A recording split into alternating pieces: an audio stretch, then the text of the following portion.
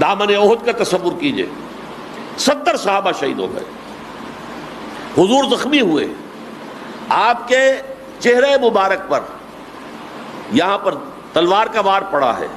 یہ خود جو آپ نے پہنا ہوا تھا اس کی 2 کڑیاں آپ کے رخسار مبارک کی ہڈی کے اندر گھس گئیں، اس کے بعد انہیں کھینچ کر دانتوں سے نکالنے کی کوشش کی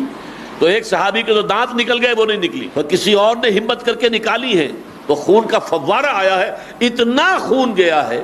کہ ذوف کی وجہ سے حضور بے ہوش ہو گئے۔ یہ کیفیت کس کی ہوئی؟ محمد الرسول اللہ کی۔ یہ ہے عملی پہلو۔ ہم تو کھڑے ہو کر سلام پڑھ لیں گے، اللہ اللہ خیر صلی اللہ، اور گویا کہ ہمارا تو حق ادا ہو گیا، کوئی جلوس نکال دیں گے، کھڑے ہو کر ہم لہک لہک کر سارے نبیوں سے اعلیٰ ہمارا نبی، ٹھیک ہے، شک تو اس میں کوئی اختلاف کی گنجائش تو نہیں ہے، صحیح ہے، لیکن بھائی یہ عملی پہلو نہیں ہے۔ عملی پہلو وہ ہے جو میں نے آپ سے عرض کیا کہ تمام انبیاء اور رسول کو جو مصیبتیں جھیل